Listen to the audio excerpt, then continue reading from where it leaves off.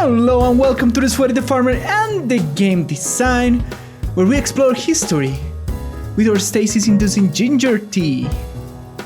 This is episode number 76, Immersive Space Story. I am the London Game as The Sweaty. And I am Lucho the Farmer. Thanks for joining us on this episode. This week we take a break from the farm to enjoy the tales of game development from our sweaty friend. My God.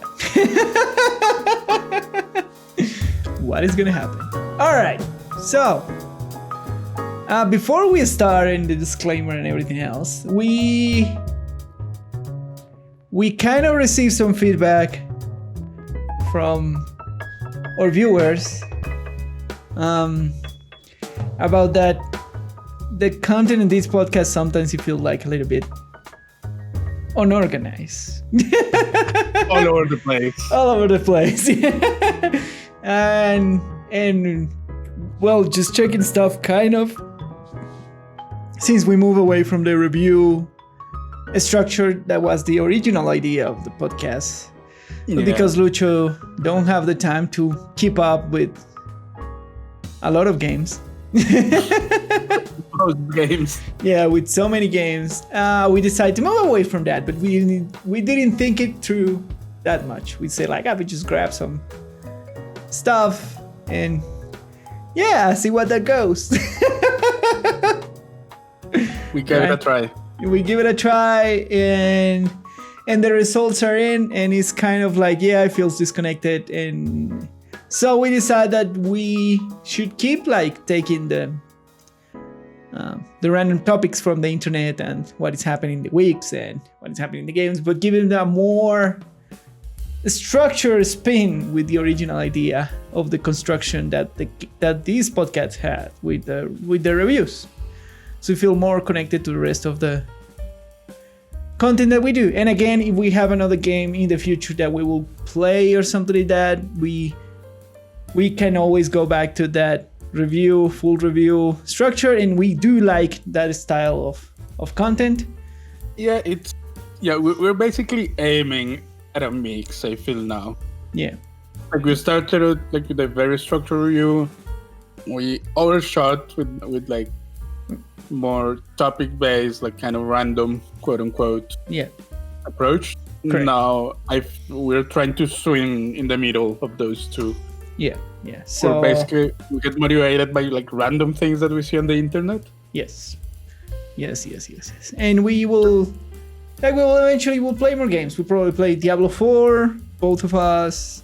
We'll probably play Diablo Immortal. Yeah, we probably play Diablo Immortal. Yes, we can actually like do gacha at some point reviews.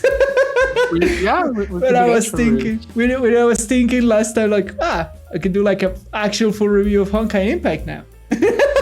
Probably can. So we will go back to that at some point, but for now we're gonna kind of rein it back to the original game design analysis. We are doing a DE. We overshot, but now we're winging it. Yeah, we're patching stuff and bringing back to the original flow of the idea. That's the more feedback. That's why the more feedback we get, the better. Yes. The better, the faster that we can adjust. Yes, correct. So we deeply encourage you to give us feedback in any way, shape, or form that you can if you're listening to this. Tell us directly. Don't be ashamed. We will never judge you, no matter what you have to say. No. Yeah. So. And we always open to new ideas and that sort of stuff in consideration. We always are. We will thank you personally for it. So don't be shy. If you want to see or hear something here on the show that you feel that is like a core, like related to what we do or the idea of the podcast, please let us know. So that's the small announcement. In this episode of the podcast, we are checking in and doing stuff and get better. And so let's go. So without further ado, all right, our disclaimer. Remember, a discussion here is based on our own opinions and our own in-game experience. Whatever we say here on the podcast could be wrong, could be right. We do our research, we try our best, but you can leave any discrepancy or anything that you've deemed wrong, or if you don't like our opinions, down in the comments below. If you're watching us on YouTube, or otherwise, you can communicate with us on our myriad or social media platforms, Twitter, Facebook, email, or if you know us personally, you can tell us too. Yes. So there you go. That's one. And the other is like, now that we have you here in this small announcement before we go into the dive deep, remember, don't forget to subscribe and click the notification bell and leave us a like or a comment if you're watching us on YouTube and seeing our beautiful face in all the glory that the internet let us. We promise that we will get better lighting and we will adjust better setting cameras. Right now is like watching some video about like how to adjust properly, like even cheaper webcam cams with like giving aside the auto setting and actually like adjusted for the lighting and that sort of stuff. So we are working on that. We're slow moving because life yes. And stuff, but we still are. We will get you the better camera stuff. So if you're watching us on YouTube, you will get that improvement. And if you're hearing us in any other platform, please leave us a star, a follow, or whatever the platform that we are in. So many that we don't know exactly how all of them work with the follows and the social stuff. So yeah, that's the best way that you can give us support for the show. So thank you very much. Ahead. So in the deep dive, we have two topics that we don't know if we're gonna cover because again, we are trying to do different stuff. So one is what is the correct way kind of like telling stories in MMORPGs, basically that kind. And our basis is based in a recent meme post of World of Warcraft. Yeah. that the story feels a little bit like schizophrenic and all over the place. And the other topic that we're gonna cover is, what does it mean, the departure of Jeff Kaplan for the Overwatch 2 team?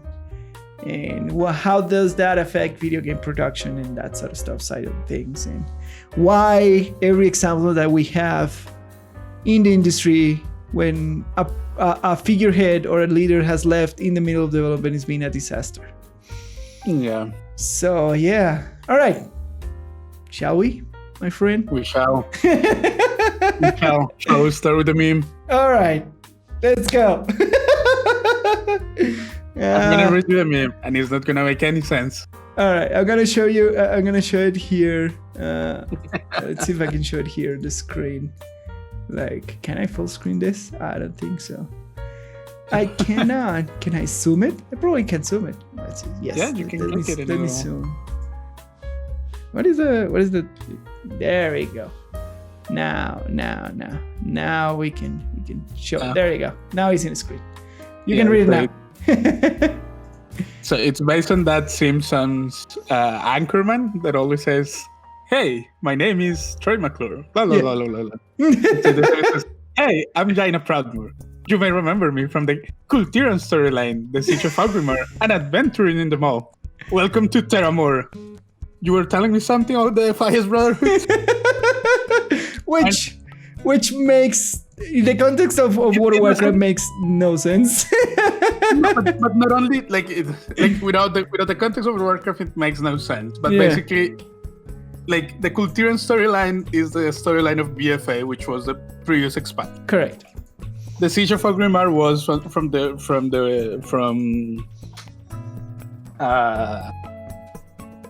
of Pandaria. Mist. All right. Yeah.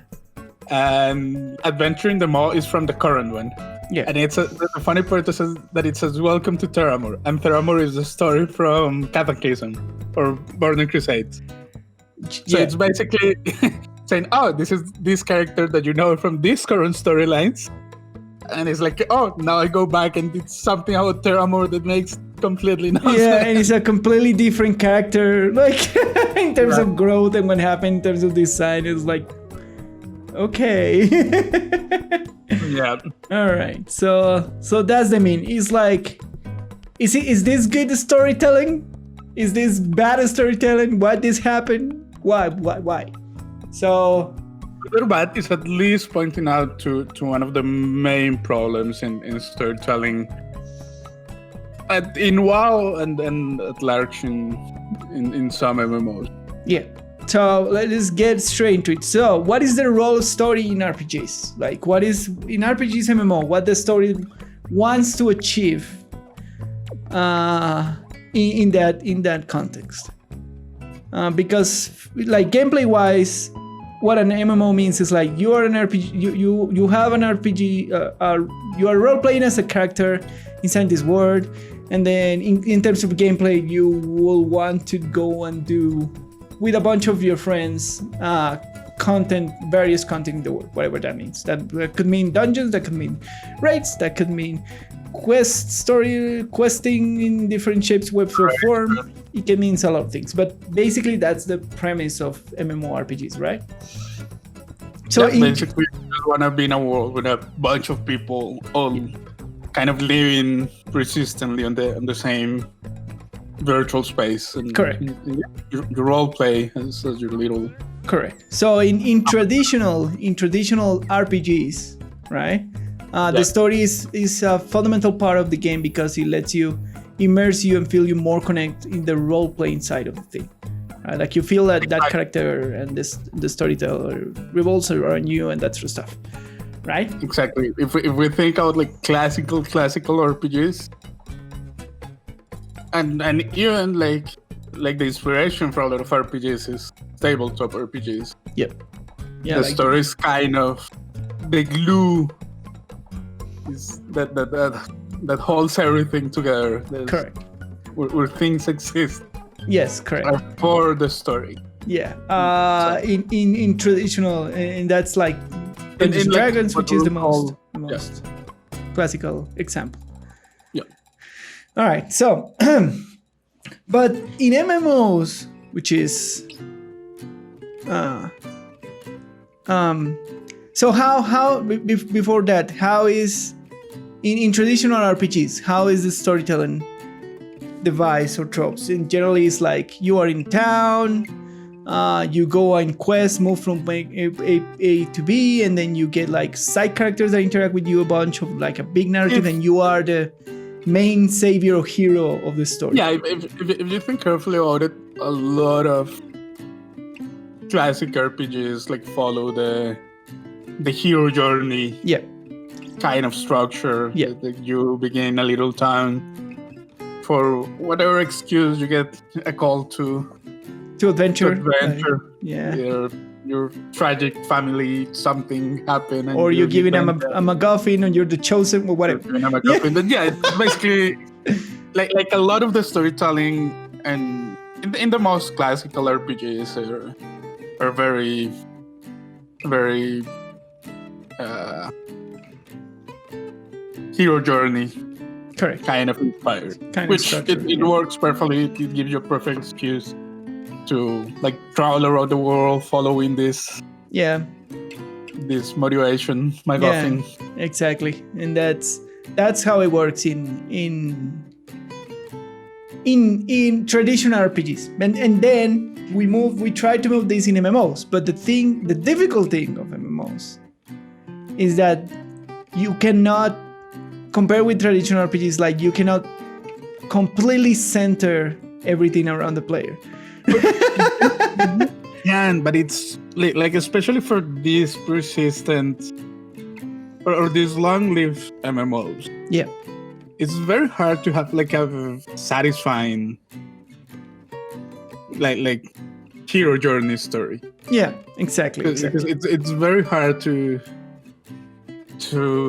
like to hit that climax and then satisfactory conclusion while knowing that this is not really the end. Yeah. That's why classical RPG stories are so satisfying. Yeah. Because you get to that climax, you're emotionally invested. Yeah. You get a satisfying ending. It's like you get the relief. Like, and you're like, yes. I succeeded. I saved the kingdom. I saved the princess. Yeah, whatever. I got the MacGuffin. I stopped the end of the world. Whatever. Yeah, but it's very satisfying, yeah. and that same emotional punch is really hard to deliver, reach, like on a game that you know is not stopping. Correct. Yeah, because your head knows that this is not the end. Correct. So you don't get completely. When you're playing WoW, you have saved Azeroth like 12 times now. So many times. All right. So there is still tools that you can use in the MMO, and there is one important thing that all MMOs kind of struggle in, and it's like that way to make you to try to make you feel special, right? To sell you that you're the big hero of stuff and blah blah blah, but there is like 1,000 more players that are like you, and that's the whole trope of the live service / MMO RPGs, trying to tell you these kind of stories, trying to make you feel like you are the one and only all-powerful things. But I feel personally like that's the wrong approach. Right? I feel that it could be much better with giving the player more importance to their personal journey than to say that they are the one and only hero. I know, and then I know the problem is that it is very difficult to tell a story without the main character. Yeah, that doesn't mean that you are. What I mean is like that doesn't mean that you are not the main character, but the important point is like you are the main character of your story, right? My point is like make it a little bit more compartmentalized, like what I'm more compartmentalized. Man, yeah, English is hard. Why? Is that the correct word? I don't know. And like put a lot more emphasis on your story, what you are doing as a player. And I feel that's the correct answer, instead of saying like, oh yeah, you are the champion of the world, and more in like, yeah, you did this achievement and you helped X and Y, Z. Not making you like the super savior, but making him more important of the decisions that you're taking while you're going through the game. That the significance of you by just existing. I don't know if I make that clear in terms of telling a story. I know what you mean. Yeah. But yes. But how would you do that while still telling one cohesive story with one cohesive world? Yes, is that to all the players? Yeah, clearly it's not easy, but I think it's more closer to. I don't think it's possible. I don't think you can tell to each player a story revolving around their journey in a persistent world, because that's the real problem. The problem is that the world is shared. I know. And the way that will do it will be more closer to a traditional RPG, where you get your own backstory, or you get your own journey depending on the choices that you made. Like if you are this class, you will get the same thing that the other class. If you choose these backgrounds, you won't get the same amount of work. Of course, you will have like share stuff, but put more emphasis on those like personal choices than the story overhaul. You still can but narrate the overall story of like, yeah, there's this big bad and that sort of stuff, but without falling into the cliche of you are the one and the only and that sort of stuff. That's my thing. Like, it's still possible to tell a big story. I'm not saying it's not possible. I'm saying that if you don't make the player feel special, then the story beats on the hero journey trope won't have an emotional punch. It depends if you make your. The thing is, the key there is that it depends how important make the choices of your personal character are. They have to like for them to have emotional significance. Yeah. They have to be important. Like they have to matter in the overall story. Correct. Yeah. But what I'm saying is that you cannot do that in a persistent world. Why not? You can have like. Because you're saying that the impact in the persistent world. Let's say at some point you have to make you just need to decide, I'm gonna save this person or not. Yes. And then some people say yes, some people say no. Yes. But the world is persistent. Is this NPC dead or all not? right. Yeah, I see what you're going.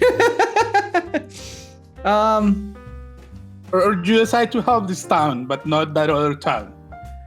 Yeah. We all live in the same world, like in the same physical, like yes, like of course, space. Of course. Yeah, the trick there will be again something that the impact is not on the world but on the person. So the example of the if you help this town or not this town is that the outcome tends to be similar to keep the narrative cohesive, but the way that you interact with the world is different because of the choice that you make. Right? So the example will be like if you have a town, for example, that's been attacked and you decide to help them, then every time you go to that town, they will treat you well, they will give you some sort of rewards or like the thing. If you don't decide to help them, then people will scorn you or they won't let you get into certain parts of town because you didn't help them and that sort of stuff. That's the kind of impact that I'm talking about. But we're still sharing the world. Yeah, you're still sharing the world. But if we are in a group together, the town people will treat you differently than me. But but then we are not seeing the same world. Like for example, if they, because it's not only how they interact with you. Like NPCs, for example, have dialogue on their own. Yes. So, do you see? Yeah, you'll probably see a different dialogue that if we, for example, are picking up the same questing together. Then it feels like we're not sharing the world because we're not seeing the same world. Like if we're doing it together, it's for the first time. I say, oh, like this NPC said, it's funny. He didn't say that to me. Of course, but that makes sense because you did a different choice. It makes sense, but it feels like we are not living on the same world. You are technically living in this, like, yes, I get what you mean, but you're technically. Technicality. Yeah, but you're all right. It's like you are experiencing the same world from different perspectives because of the choice you did, but the world itself is still the same for you, right? Yeah, but we're not. But we're not seeing the same dialogue. We're not seeing the same story. Is that makes the world different for us.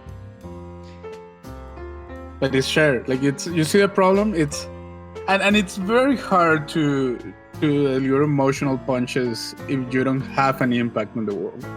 Yes. But that will be like kind of my solution. That the impact will be more personal than the actual world. I know. It could be, what I'm saying is that you think that it would be bad to have like different I think kind it's of not enough. Dialogue of words or something like that. I think it's not enough. You think it's not enough? Yeah, it's like I didn't help the town, so they're just gonna treat me like who cares? If the difference is the town is now destroyed.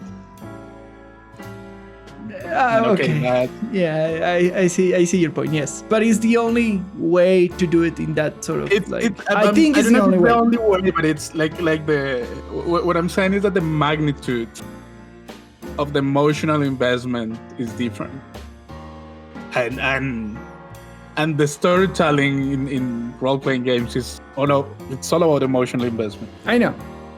But you can do other tricks in that same and have like impact on instance only. okay, if it is instance, then we're not living in the same way. It's the only way. Like, if you want to keep, that's the thing. If you want to keep your work consistent for everybody, you can only do those tricks. But that's the beauty of an MMO, is that. Yeah, you can have like, and I'm talking only to impact the player itself and their decisions. You can have, of course, the normal bigger situations where, if you want, keeping with the town example, if you need to save a town at some point. The outcome of the town depending on how many people actually decided to save it or not, right? That's a compromise point in the middle that I have never really been a fan of. Okay. Like as a gameplay mechanic, sure, it can be interesting, but that still reduces the impact of your own decision. What do you think then is the solution? Like, what do you think? I don't think you can solve that problem. All right. I think that I think those two things are impossible to reconcile. Yeah. So for me, that I agree with you. It's very, very difficult. Like, either you build it one way when you are just one part of the world and that's it, and then I agree with you. You have to make you have to make a decision. Yes. But I feel that I still feel that it is possible and important deliver certain story beats that makes you connect with the character on that in that way, like making instance scenarios where the choices that you do matter, and then leaves a permanent mark on your player, like, I don't know, a cosmetic tattoo, a particular reward. Yeah, sure, but most games do it. That's not really a problem. Okay. Like, most games have some form of that. Yeah, like the way the question is if they do it well or not. How good they do it, how impactful feels that particular scenario, that sort of stuff. Yeah, I mean, the question, also, this is kind of a sidetrack to what the main discussion is. Yeah. Because it's not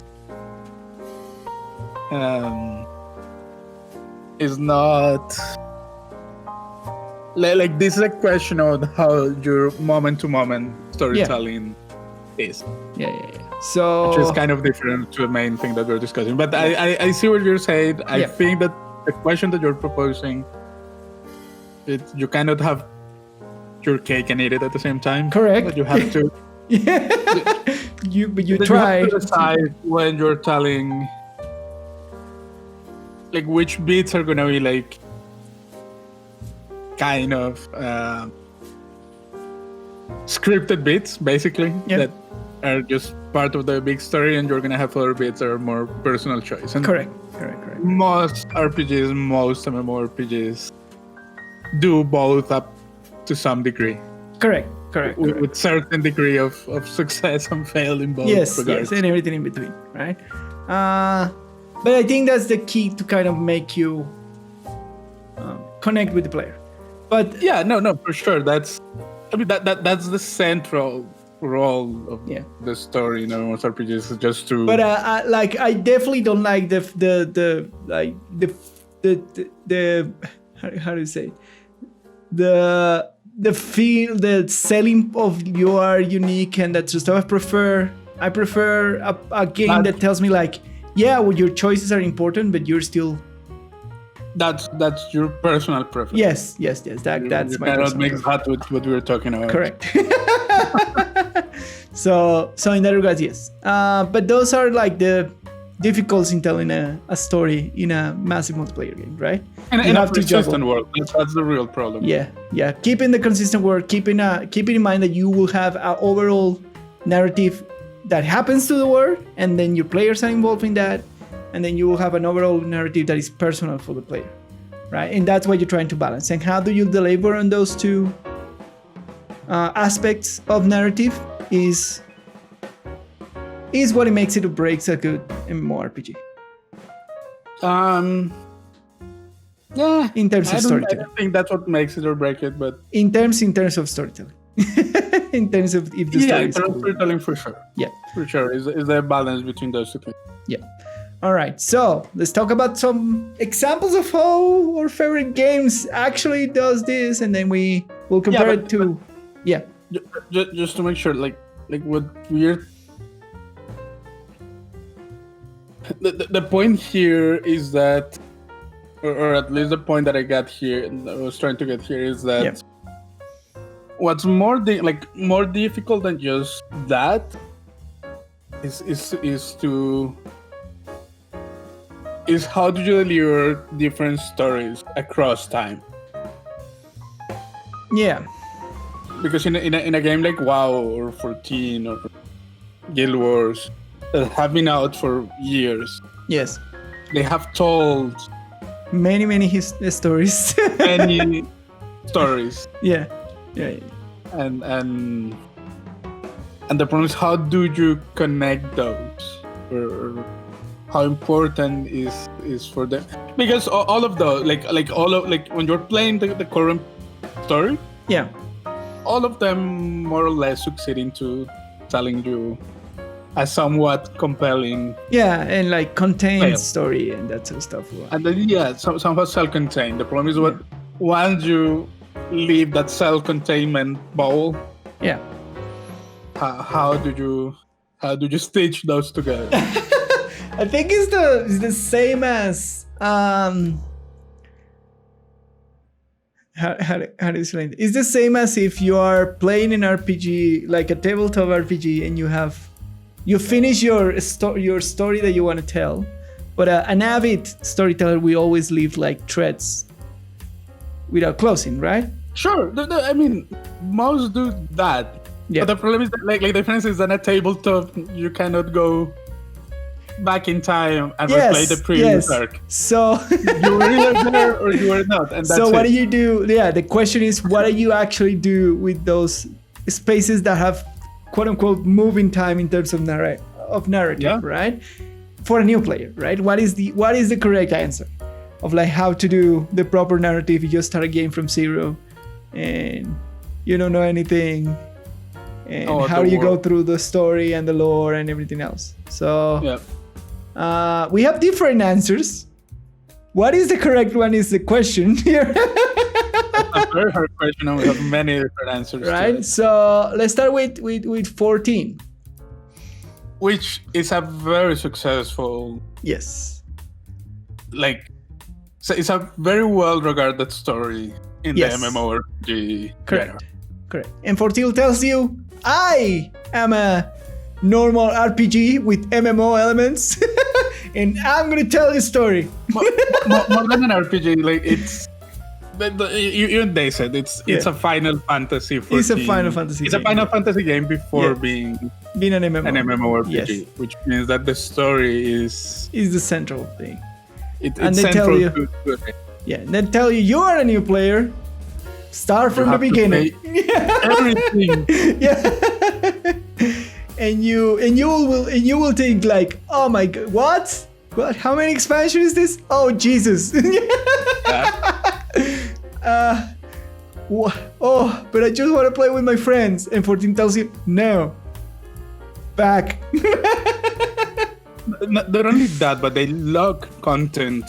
Yes. Behind the story. Correct. So, for example, if you have if you say, okay, I've seen the story many times in another character, I'm gonna start a new one, but I just want to level up. Yeah. And I want to play dungeons, for example. Yeah. You can't do it because all the features of the game are locked behind story progression. Correct. Well, that's just bad. I mean, it's bad or not. The solution, it is. I don't know. The solution there is like, if you already went through the story once with a character, well, there is an argument there that if your class is different, the story might be different. But I don't think that argument is strong enough to just not like unlock everything account wide, and that's a different problem. That's a practice problem, right? Yeah. That's a different problem. But in terms of storytelling, they're telling you, no, go back and experience everything, which Personally, I do like it because the story in 14, personally again, is very good. At least. It's a very good story. I completely agree with you. It's very engaging. Yeah. And that 100% will help you keep your connection with the game. Right? Absolutely. If they tell you an amazing story, even if it takes you forever, once you're through it, you will love the game and you will keep it with the lore and you will love everything and what's happening because you know the story from the beginning, everything that has happened, all the characters that are important or not, all the suffering and struggle and everything, blah, blah, blah. But it has its drawbacks. Yeah. Like if you want to start just a complete new character, you cannot overcome the story gating. Which is personally like it's a choice.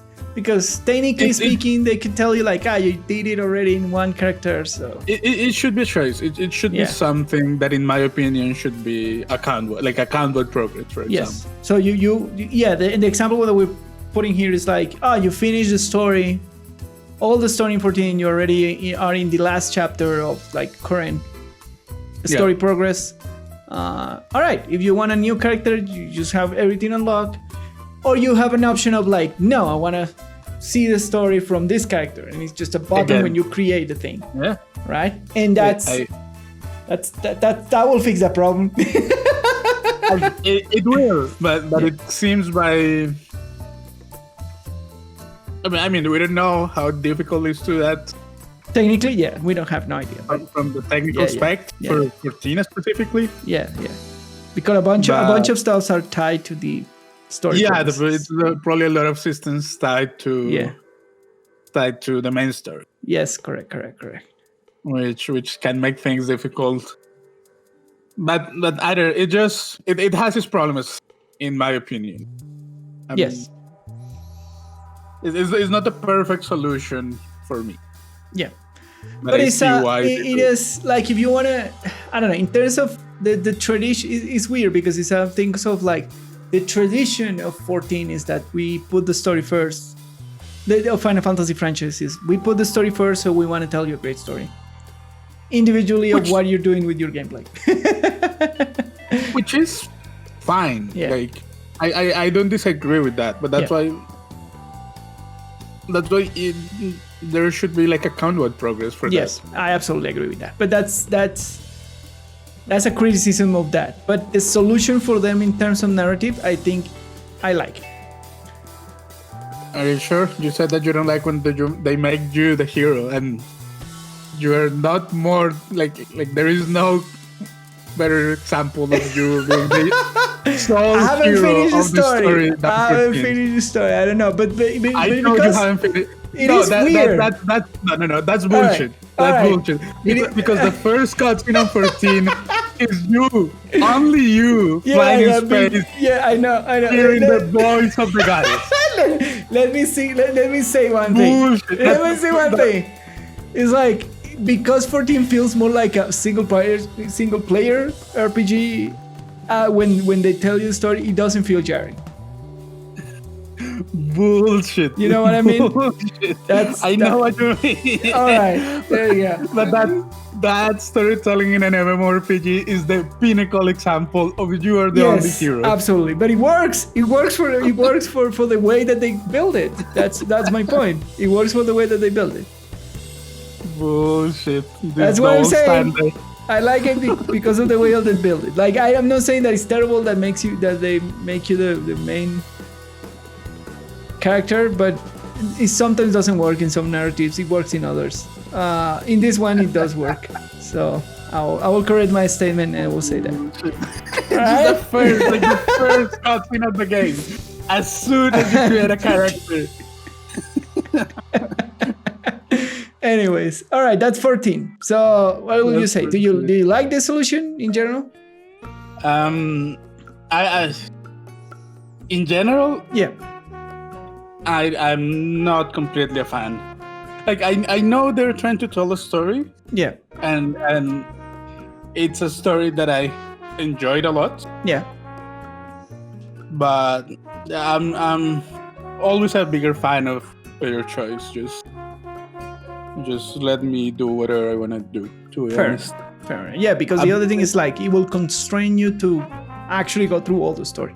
Yeah, and it's a lot of time, and people will say, yeah, that's a good thing because there's a lot of content. Yeah, fair enough, but let me consume that amount of content however I want. Correct, that's the other I'm more on that side. There are people who say, you played as they intended, and like, yeah. And I gotta get time for that. Fair enough. All right. That's the 14 solution. Is not, again, like, for me that I like single player narratives games, I do like it. Because it feels like I'm playing a single player game half of the time while I go through the story of the world. Yeah, but that I feel like that defeats the purpose of having an MMO RPG. That's what I'm saying in terms of storytelling. It works. I know.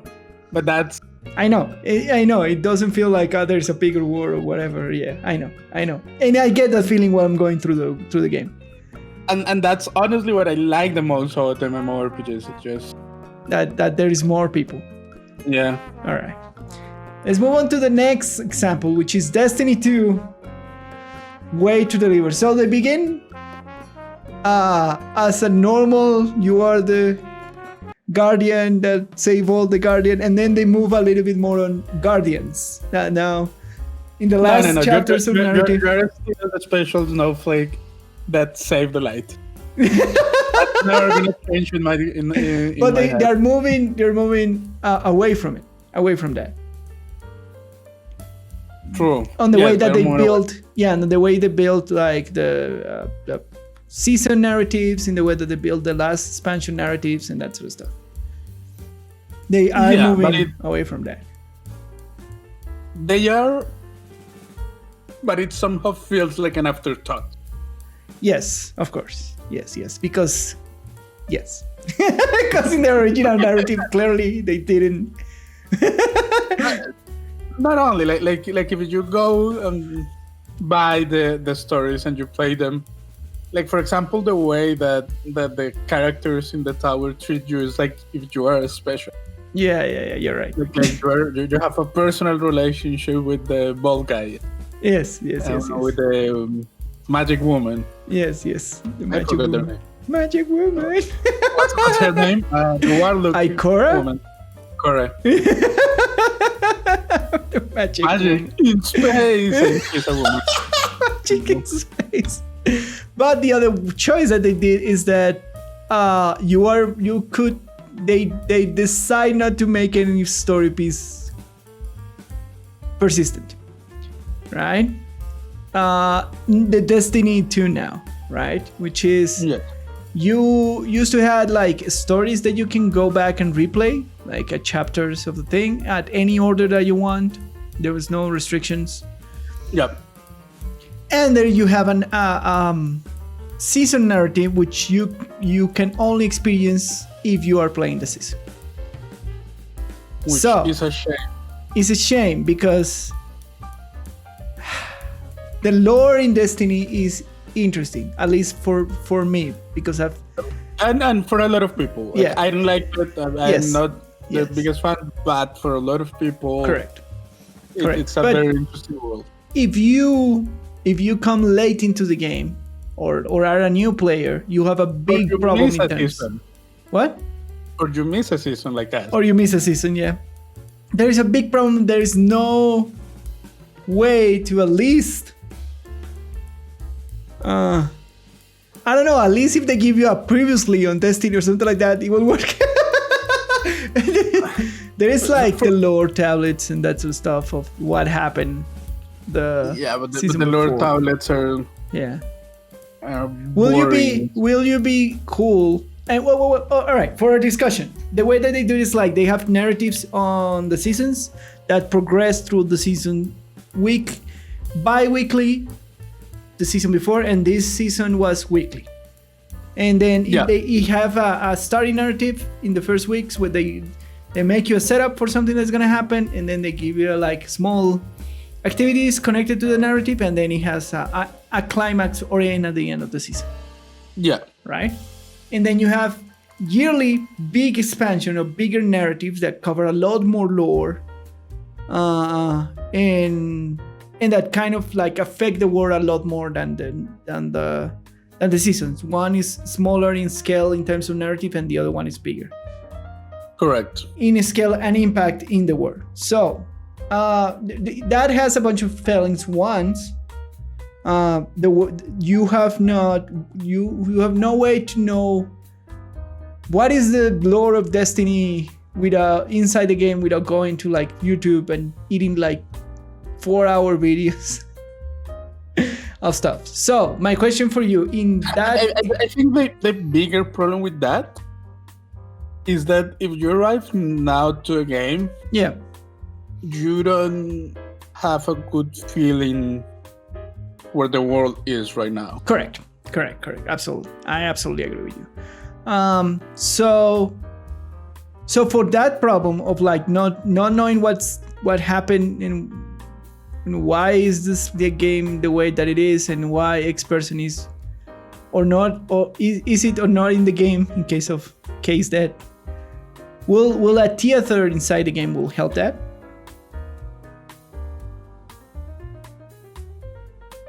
Like a place where you go and watch all narratives and that sort of stuff. I think it would mitigate the problem. That sense, like again, if we go back to the whole point of having a story in these RPG like games is to have emotional investment. Yeah. That one solved. Like that will mitigate the problem. Yes. But it's just a small band-aid in a flesh wound. It's right. because just going to a place and watching a beautiful cuts. Yeah, like a beautiful concept about what happened and that sort of stuff. And but that doesn't like you as a new player, you watch and say, yeah, cool. Yeah. Don't care. Yeah. So and that one side, and then they don't have way to replay the old season content, which sometimes is super relevant. Most of the time is relevant. Like in one season, they resurrected a very beloved character in the franchise, and if you went in that season, you're like, oh, this dude is back. What? Right? Yeah. And that's hilarious because it was like a very big deal of bringing back this character, which was dead like from history, and everybody like was admired. And if you play that season, the story and the ways and the beats that they bring back, it was super interesting in that contained narrative, but it's lost to time, right? So I don't know. I don't feel that that's good. It's awful. Like that's right. And the other thing is like the season thematic doesn't leave an impact in the world, which is my other problem with that kind of narrative. Yeah, I understand that they want to try to make things contained for the live service gameplay style of things, where things happen just in this season and that is it, and you were here where you get certain rewards. But for me it is important that even if the narrative is small and contained, it should have some kind of impact in the world. I completely agree with that. Yeah, that's the other. That's my two problems with the Destiny 2 narrative. One's that the lore is fantastic and they just wasted into not letting your players experience it in some shape, way, or form. Right? Yes. The season there is some season thematics that are super interesting. There's some that are being like super meh. But the fact that they just like... I mean, that's like everything. All games will have good and bad stories all at the same time. Yeah. That's not a problem. But I feel... That's something that we can live with, but... Yeah. The defense of that narrative is like...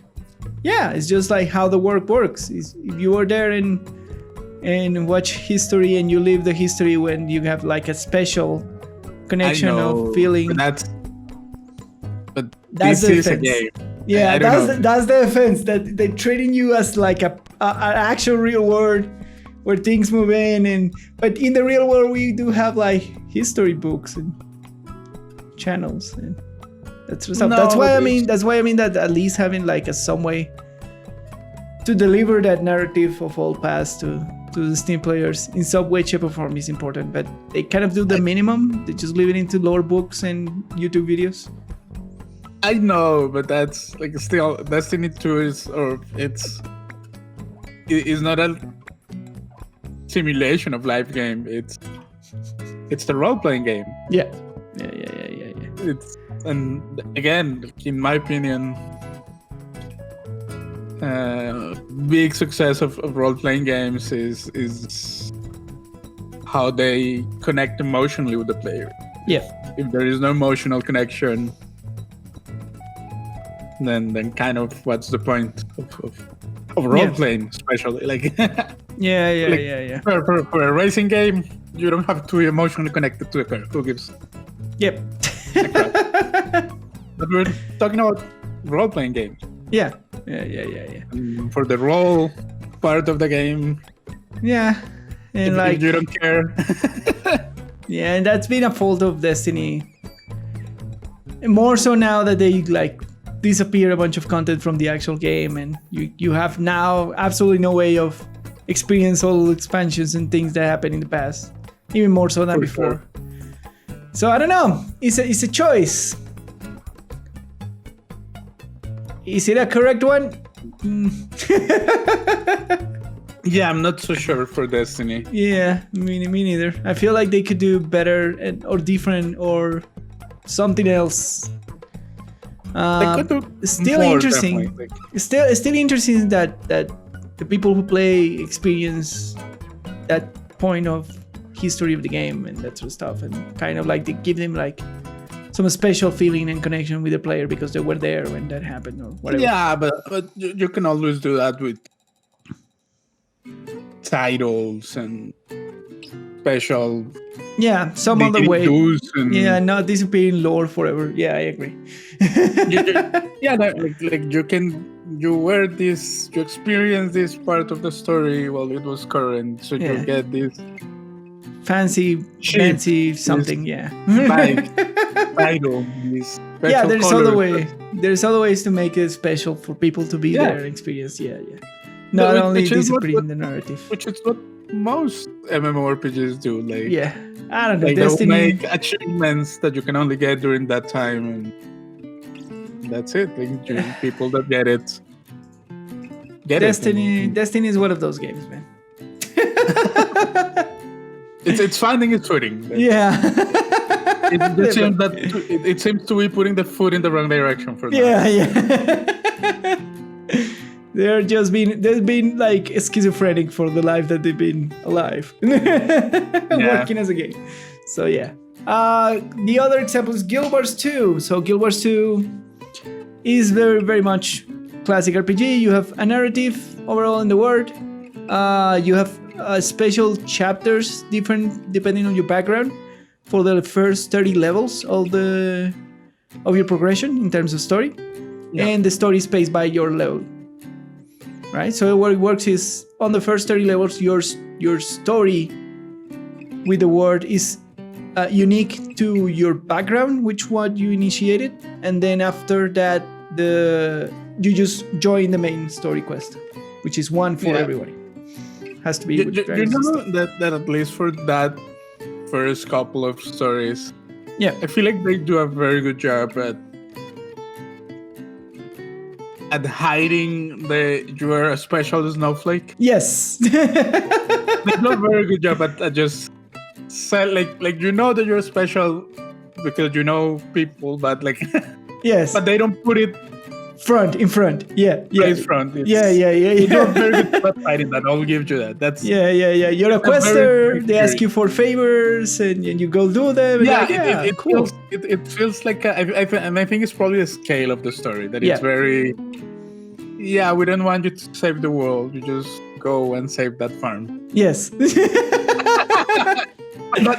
That small scale helps a lot too. And then at level 30, you have to go and kill a dragon that is destroying this kingdom. Okay. But by that point, you're already more connected to your character that you're like, Sure. Yes. It is all about timing. Yes. So I think it's a cool solution for it, like giving you a time for you to connect more with the character with small stuff, and then sending you into the big narrative overall for everybody. Also, basically, like I feel like what makes it a little bit more successful is that since the story is basically spaced by leveling, like you cannot change the stories one after the other. Correct. You have to do some level grinding in between. Yes. I feel like, and since basically a game, I don't have the most efficient, but the game encourages you to explore for that. Yep. That small scale of the stories, plus the game forcing you to explore the world. Yeah. That mix makes you care more about the story. Yes. And throwing you directly into ropes of go kill the dragon. It's just that mix that brings it together for me. Correct. Yeah, I agree. You know what I mean? Yes, I agree. Like the space in between story beats. Yes. That you're exploring, it gives you time to know the world, to appreciate what you're doing, and know kind of the things. Yeah. And that breathing time in between stories is very important for that. Yes, I absolutely agree. My opinion. Absolutely agree. I think that's the biggest lesson. That delivery. Yes, that the story beats are important. Give the time to the player to connect with the world, not doing like super important stuff, but doing more small fry stuff, like go help a farm, go. It's very menial stuff. Go to that barrack place and have them just go around killing monsters. With an emphasis of exploration, and that makes your connection with the world better in terms of narrative, right? It definitely does. It's one of the stronger. It's a very interesting point because it's very different from other MMOs. Yes. And it gives it like a very special flavor. Correct. All right. And then we have Elder Scrolls Online, which their solution is again unique, and they do contain chapters with overall narratives, and they let you start from any chapter. Right? So the way it works is just pick a character, and then you get the choice of like, I want to start from the beginning of the narrative, and then they save you in the starting zone of that narrative, or I want to start from the beginning of this narrative, and then they start you from the starting zone. So the way they did it is like they built a starting zone for each chapter of narrative. Okay. And how do they connect? Because full disclosure, I haven't played Elder Scrolls. Yeah. How do they connect the overall? The overall narrative is the same in terms of space-time, right? Oh. Yeah, but they let you start in different points. So they're just different perspectives of the same. Yeah, so it's like, for example, with what was the last expansion? The big, and I'm talking only with the big expansions, not the subsequent patches, just big expansions, big chapters. So the Skyrim one, which was the most recent one, they have a starting zone, and you begin as a Nord or whatever race in a unique starting zone in Skyrim, and you do a small quest from like the tutorial from that unique starting zone, and then you connect to the main narrative. That there is this lore in Skyrim that wants to unify, blah blah blah, and then you go on your way. Right? And they have that for all the big expansions. So you can start in vanilla, you can start on Morrowind, you can start in Skyrim. I have a question. Are they adding more story to the main story, or what do you mean? So does the game has a main storyline? Yeah, it has narratives by zone, and it has a main storyline for zones. Okay. So the narratives are contained within that zone. So if you want to experience are contained in the zone. Correct. So if you want to experience, is there like an like a big story that contains everything. The big story of Elder Scrolls Online is already told. Okay. Because it's in the past. Right? Okay. So we know what happened in the big overall story. There is an invasion of a prince at some point. How do we know that? Because it's already on lore books in Oblivion and in Elder Scrolls Skyrim. So okay, what you're doing is like really living narratives in the past of Skyrim that kind of the outcome, but the details is the important thing. And I'll give you the example. So one of the narratives is the fall of the three in Morrowind. Is the fall of the three kings of Morrowind, which were these elves that connected with the Dark Force, right? And the narrative contained there is how do they fall. So a new character is involved in that questline, but it's contained inside the zone. So you can only experience. I get what you're saying. Yeah. But the story of the overall story of the world is already told because it's in the past. It's very funky in online. Yeah, that sounds like a cop-out. That's how they build it. Yeah, that's how they build it. So the stories are super cool. Like the actual storytelling and narrative, everything is voice acted. The delivery is very good. But the stories... I'm not critiquing the delivery. But the stories are tied... The big overarching stories or expansions are tied to a zone.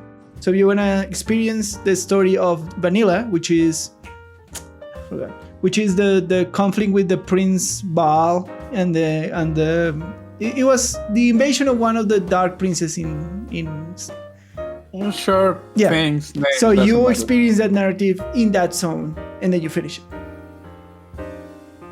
I get what you're saying. Yeah. But still...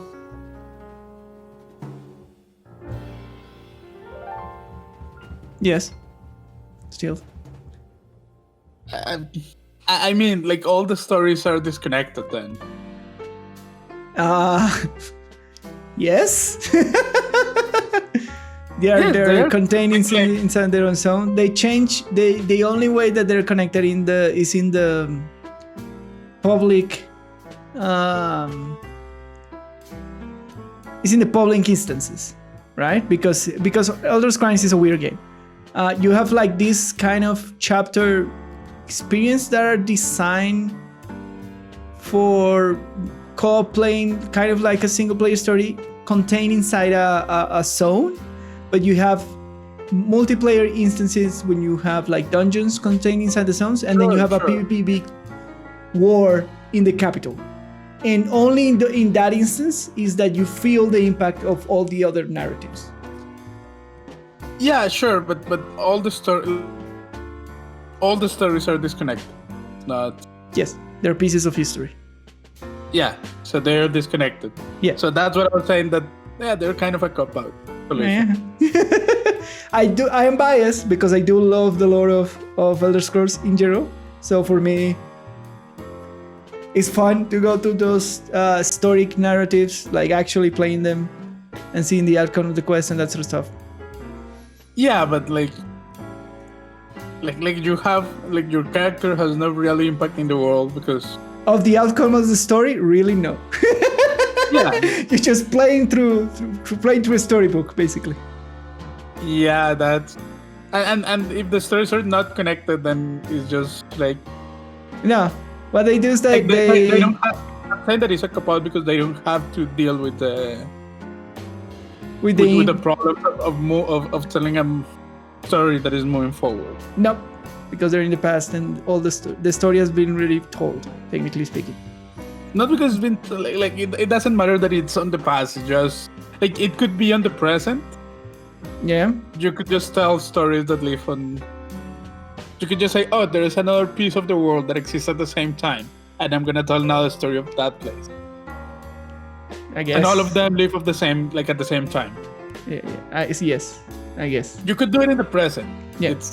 It's not because it lives in the past. It's because what they're doing is, oh, this is a parallel story that happened. Yeah. There is this is a parallel story that happened. Yeah. There is advancement in time in the zones. But So- the song, like all the songs So were all. if you play Morrowind, technically speaking, the story of vanilla already happened. Yeah, no, I get Yeah. it. That's not important. Like, All like right. all the songs like Are contained. live in parallel. All the songs what? Live in parallel. Yes. All the songs live in parallel. They're So contained they, stories. when they create a new story, like you go back to the beginning and you live, like you move forward in that story, but it's parallel to the other one. Like all of them are happening at the same time. Not necessarily in terms of story. I don't know how to describe Not it. necessarily, but like at the same Yeah. time.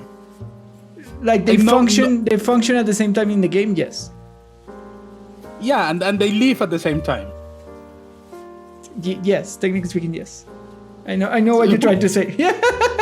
What do you mean, technically speaking? They happen at the same time. Yeah. So the solution is weird because they just have like condensed biomes basically, and those Yeah, they condensed don't- biomes, they have their own narratives in like frozen in time. So if you wanna play the vanilla story, you go to this zone and then you play through the vanilla story and then you're done. Then you wanna play Morrowind, then you go to Morrowind Yeah, and you play through that's the what I'm story. saying, that it's a couple, because they're not connecting all the world. Correct. You're saying, They're there not is the- connecting all the biomes. Yeah. Because So- the outcome is the same. So the only way they connect is that one biome lives a little bit further in time, which they assume that things happen in the biome before, and because the outcome is the same because of the history is already written. Then you just say, the prince was defeated, and they're talking about vanilla,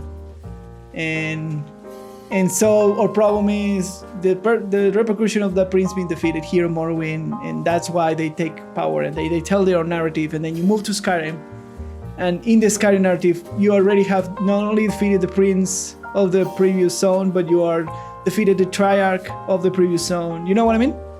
I know what you're saying. But Still. connected like by one oral narrative? Yes and no. No, they are not connected at all. They live. It's weird because they do. No, okay. live- No. Yeah. You have to make a difference.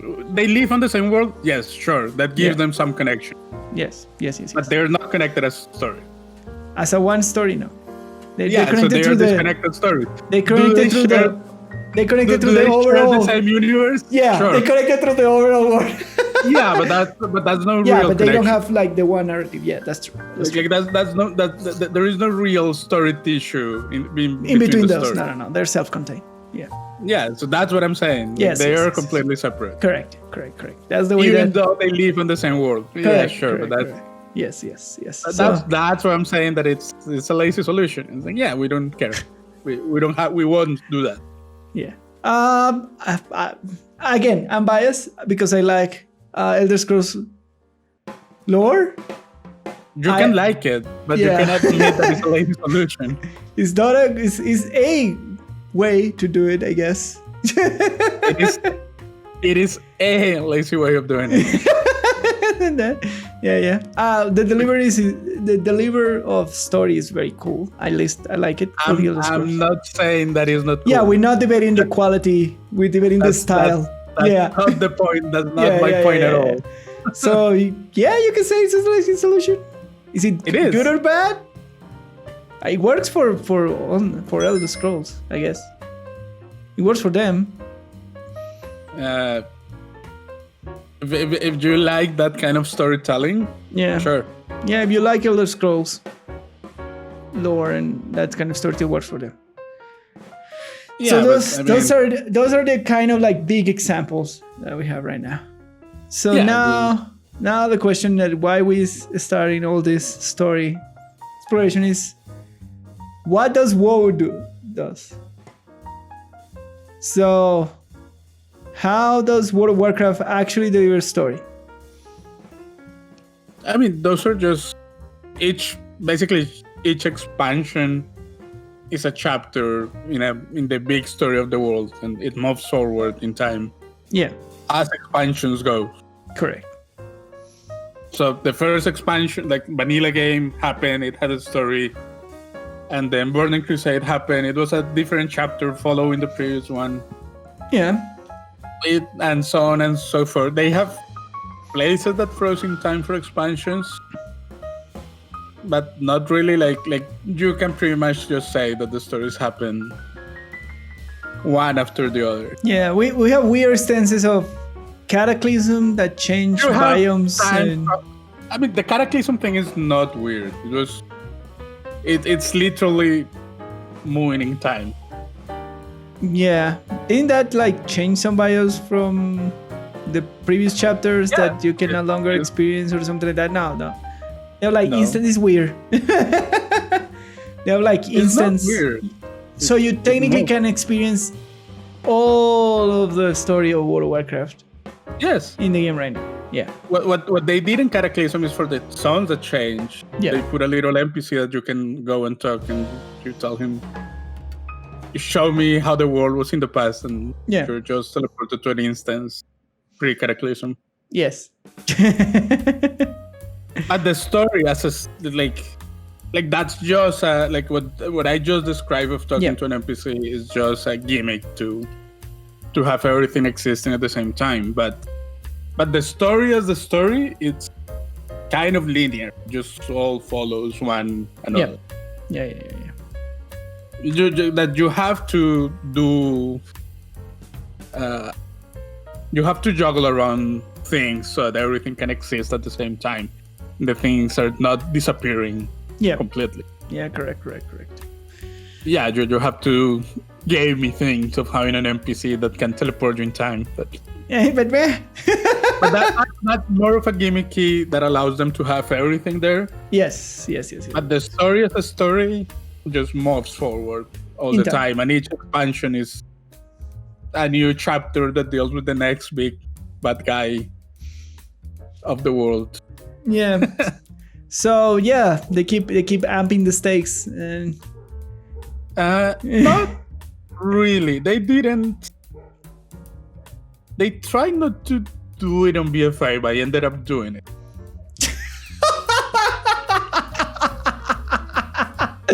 Okay, so again, the same question: is this a good way of telling a story? Because the other option of WoW is you just can't start playing from the way how the world works for a new player.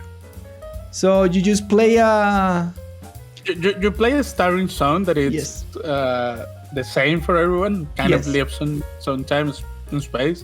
Yeah. Basically, after that, you can choose which expansion, like which piece of story you're gonna experience for your leveling process.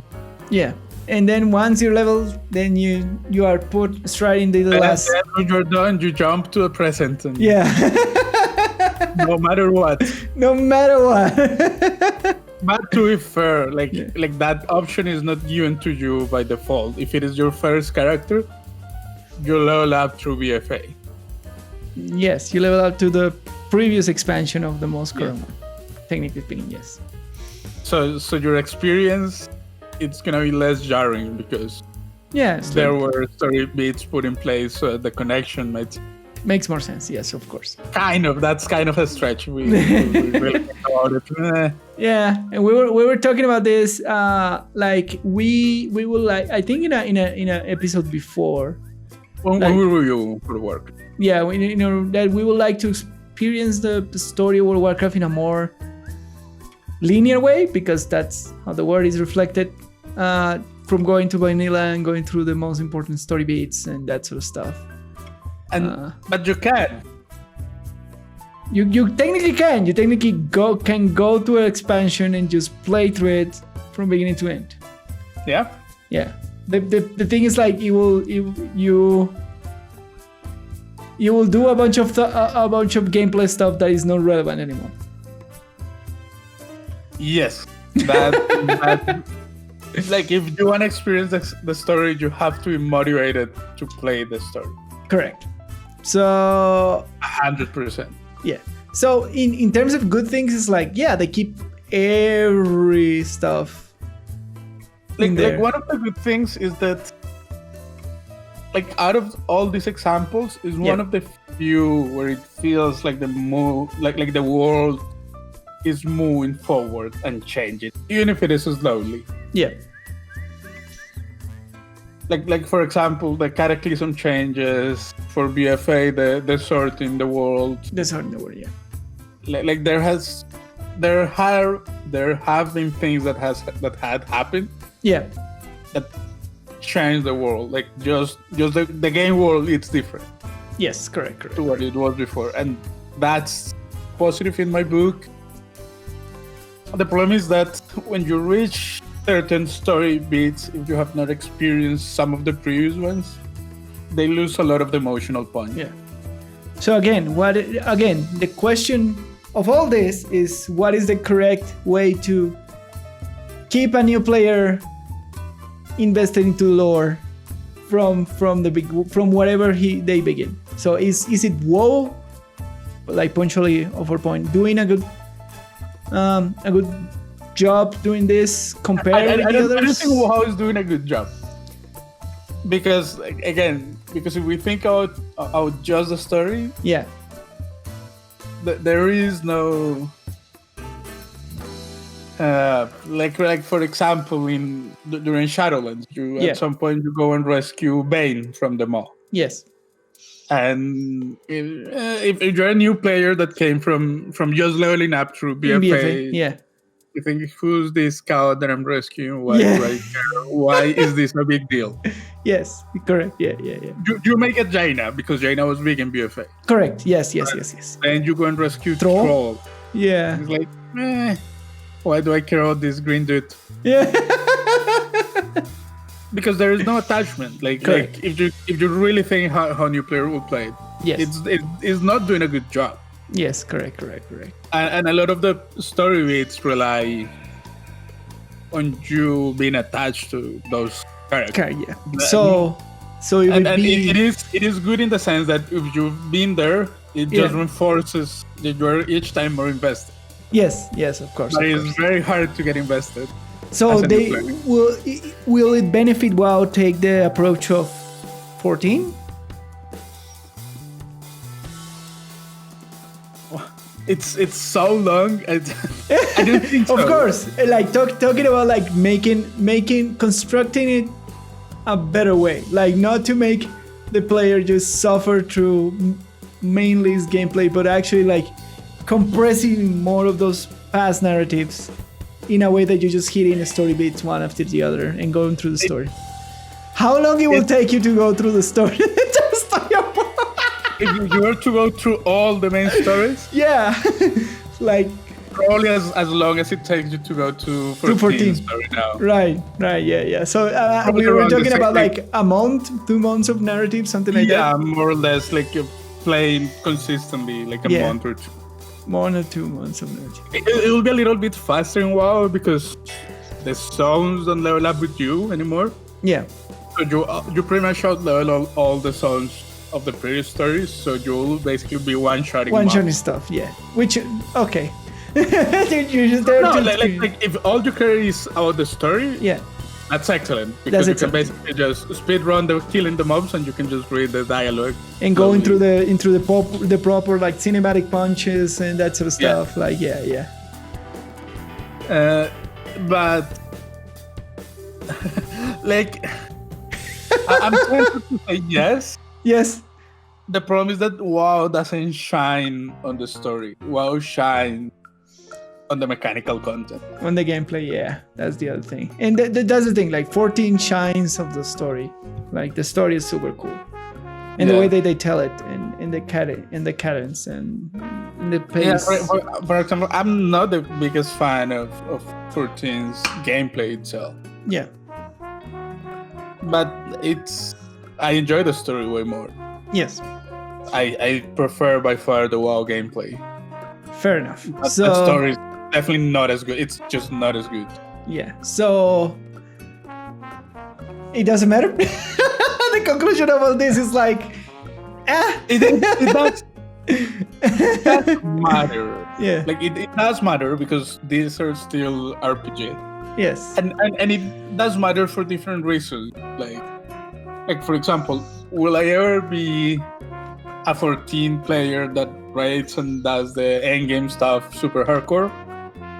No. Yeah. Because I don't like the gameplay that much. Yeah.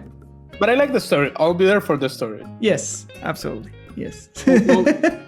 So it's in that it's successful in some sense that I still will approach the game from time to time. Yeah.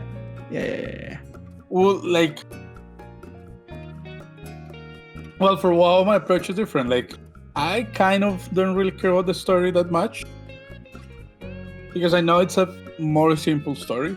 Yeah. So, but I'll be there for the more hardcore content. All right. So what do you think is the solution? Is it WoW clearly is not doing it right because it's not connecting new players to the characters properly? That's my guess. I don't know. You're a newer player than me. Yeah. And I have said before that I was more invested in Warcraft. But I sit down and watch like a 3-hour video of all the lore. Something like that. I mean, I don't know. Like you're better suited to answer that question than me. I think I will prefer something like 14 in some shape, way, or form. Not really. Yeah, something more compressed to go through the story and to tell me like a cool, nice narrative inside the game. I will prefer that, personally speaking, to be more immersed in the characters and the happenings of the expansions and the world progresses and blah blah blah. Yeah, I would prefer that before getting into the actual thing, just to be on the lore. It will take me. But your favorite thing in WoW is raiding. It is my favorite thing in WoW. I'm not saying that it's not, but no. I'm not saying you're not. Like, I'm not critic. I'm not giving you criticism. I'm just saying that in some sense conflicts with your favorite thing. Yeah, but how long did it take me to actually get into raiding? Like 4 months or something like that? Yeah, because you were slow leveling. Yeah, exactly. The same thing. I could do exactly. That's my point. Like, I could do exactly those 3 months while I was leveling and doing everything else with the story streamline inside the world. I see what you're saying. That's my point. Sure, that's a very good point. Yeah. That's true. And then, well, I sit down and I watch like a 4-hour lore videos and I watch a bunch of lore videos, right? To feel the impact that I feel now in the raids, right? True. I see where you're coming from. Right? That was exactly what I had to do. So the raid gameplay will feel a little bit more cool. Go and watch a shit ton of videos. I see where you're coming from. I still feel like the main story of WoW is more bloated than 14. That's why I'm saying that it would probably need some adjustment. Some streamlining? Yeah, some streamlining, some adjustment to it. It probably would. Yeah. But I can see people complaining so much. Oh, absolutely. People will complain. Like that it has touching all stuff that way. Again, it has to be a choice. It has to be a choice of, do you want to do this? Yes. I know, but I can see the Reddit outrage. Because, and I will say this about, well, the narrative of the new starting zone is super cool in doing that kind of job. Very contained, tutorials in you, kind of connecting you with the world. But after you go out of that, you feel like, okay, now what? That's true. Right? So, I mean, one thing that I will say is that each chapter in WoW has very good, very interesting bits. Yes. It's just that the overall issue connecting them is not there, and it needs it, like because it's not like it's okay that the issue doesn't exist in Elder Scrolls. Yeah. Because again, all the stories are parallel, more or less. Correct. Yes. Correct. Yes. But in WoW, they're linear, like the one follow the other. It's more important to have that tissue. Absolutely. Yeah. It's a lot more. So I think the answer to this is like, they need an overhaul on the way that tell their complete lore, in a way for players to experience it beyond going and watching like 6-7 hours of lore videos.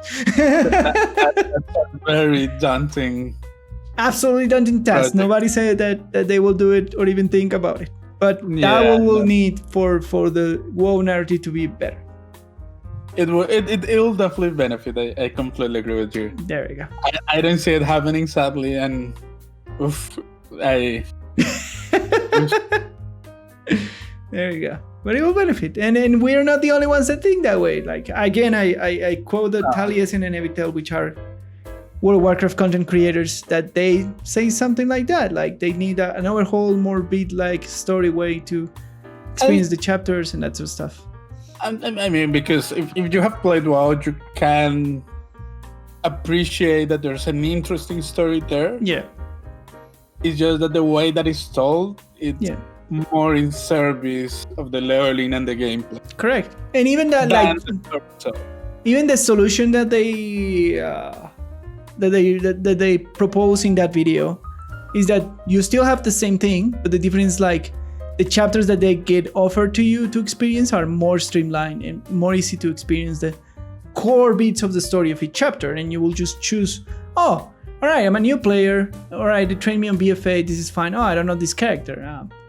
Let's see what other chapter has to do, and then you go to, I don't know. You go to Burning Legion. No, to Burning Legion. Is that the second expansion? My God. Burning Crusade. The Burning Crusade. You go to the Burning Crusade and say, oh, this looks interesting, the other one. And then you experience the beats of there. And then you see the character that you're interested in there. And they're like, oh, so this is the point where he was. And this is where he comes from. That's more than reworking the story. Absolutely. That's remaking from zero. It's what he was saying in that video. Like, you have to chop down a bunch of quests in between and just leave one. More than chopping it down. Deliver it in a very good way. They will have to rebuild those quests probably. Oh, from the ground. Yeah. It's not like they couldn't use. Yeah. The solution, the video solution is something like that. The solution that they propose is something, but it's just like, you just trim some of the bloat of the quest lines and that's it, right? That's how they sell it, but that's probably not how it would work for developers. They'll have to just remake the pieces. Yeah, probably. But yeah, that's our answer to this question. They do need a better way to deliver all that lore. I mean, it's a real problem. It's just interesting to think how different MMOs. Yeah, I think that for the future, if you're building an MMO, I think you should be aware of this. You should be aware of that how you conserve, because I know that the Elder Scrolls solution is super lazy, but it works. Like, you can experience everything from the game in a reasonable manner, and whatever you like in terms of story, because of the content weight. But if you're building a linear narrative MMO evolving, you have to figure out a way for your new players to experience those story beats. Could be the 14 solution where they say like, we're great at narrative, just go through it. Could be something modular like we were talking about here. Then you just like condense those storylines and make it like thinking, like when you are building those, thinking that you at some point are gonna cut the fat and cut the gameplay relevant things from that story and condense it to the most fundamental way to deliver story beats, and leave it like that for conservation for your new players to be more immersed in the lore. Or do it as the Scrolls Online solution, which everything is contained in itself and you can experiment everything whatever you want, right? But you have to be aware when you're building a narrative to do that. To take a path like that, because World of Warcraft wanted that, but because they live so long, by today's standards, they need overhaul to telling the stories, and they were not sure. Like, the things like World of Warcraft is a unique beast because. I mean, if we're being fair, all these games have their own problems. It's not. It's not that one of these solutions. Yeah, there is no perfect solution, but that's my point. All right, but that's our conclusion. Anything else to say on top of that, my friend? That you can always go. That in WoW you can always go and play whichever story you want. That's the other good thing, right? You can do it. It's just you're not willing. Yeah, content is not getting anywhere, which is a plus for at least for them. Yeah, it's there. You All right. can go and experience it as it was when it launched. Everything is there. Correct. So, well, we ran out of time on deep dive with our new format, apparently. I figure. Which it was bound to happen, so we owe you the Jeff Kaplan discussion for next episode. Yep. So we move to our audience questions and feedback. Remember, if you wanna leave us a question or anything else, you can contact us in any way, shape, or form that you see fit. Could be like our Twitter accounts or direct messages, email to our email accounts, comments in this comment section below. If you are on YouTube, we always read them before we do this episode. So yeah, that's the way you do it. So, first question of this week is a transmog system required in every modern game? I would say definitely yes. I will put my hand down and slap the fool who doesn't thinking of a transmog system in these kind of games, right? Either it's like an RPG, an MMO, a collective, whatever. You always benefit from it. People want to dress up their dolls in any way, shape, or form. That's my answer. I don't know. It's not for me. What? Like I'm the biggest fan because Yes. I have said before that Yes. I like dressing up my virtual dolls. Yes. So it's not that I don't think they benefit, but okay, yes, they should. But I can see, I can see. What's the name of the guy that made the walking simulator? The name of the Kojima? Kojima. I can see someone like him saying no, because that's not how I want you to experience my game. But like he merely does like single player storytelling based video games, which in the context of that they don't need a transmog because why shouldn't it's weird because player? Some games have the system on it, and they're still like single player doesn't mean that it's less important for you to connect with your character. That is true, absolutely. Yeah, I agree. I still will say yes. You see, I'm on the same. Okay, my answer is yes. But I can see why. Yeah, why they don't do it. I can see why some developers would say no. That's not how I want you to play my game. Fair enough, absolutely. I disagree with that position. Yeah, my logic against that argument is if you build a world and the aesthetic of your world, it makes sense for everything that you build, it won't matter. Because if everything is built on top of that, then whatever your character decides to wear won't break the immersion or your intention. Yeah. There you go. That's my counter argument. My argument is there are mods.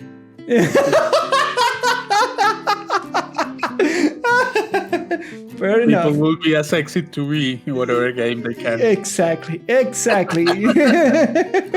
Either you do it for them in your own terms or they do it for you in their own terms. And you play against Thomas the Engine. Exactly. All right. And our second question of this week is, what is the best way to protest against bad decisions or predatory practices in games?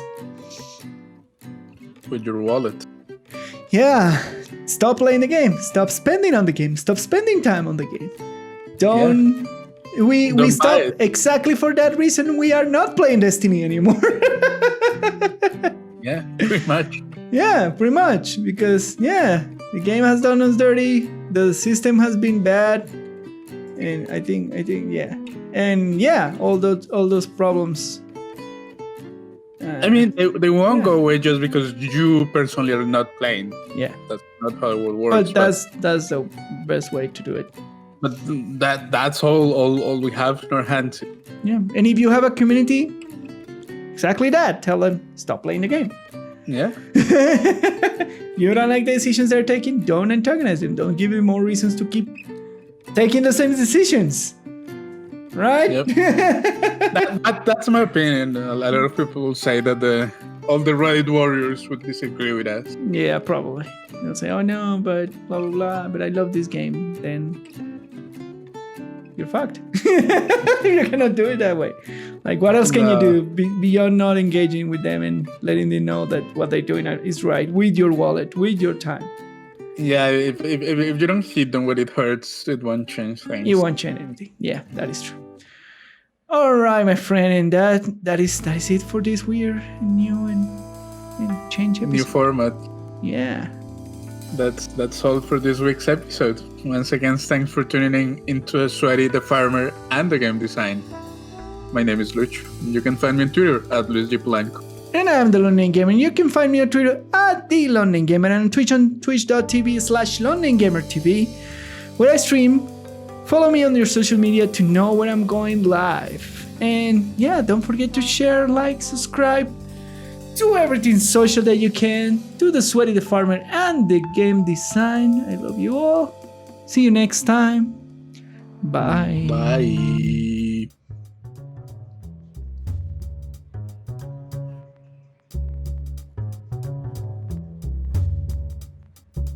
And did you know ginger is popularly grown in warmer regions and the tropics?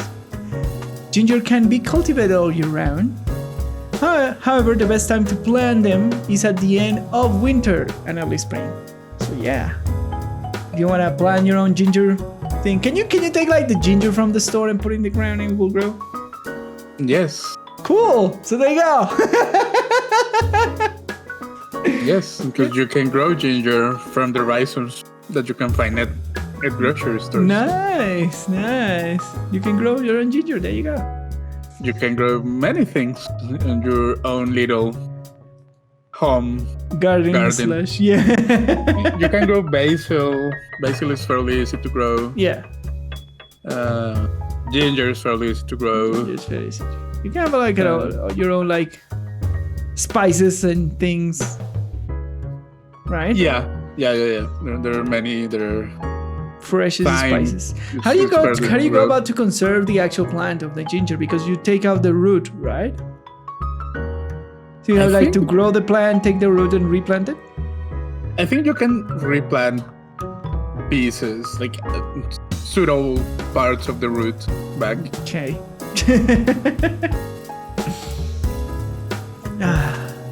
Yeah. You like ginger tea, my friend? Yeah, I'm not the biggest fan of ginger, but the majority. Do you like Japanese food? I do like Japanese food. All right, 80% of Japanese food has ginger in some way, shape, or form. Yeah, but it's not the main flavor. No, it's not the main flavor. It does have.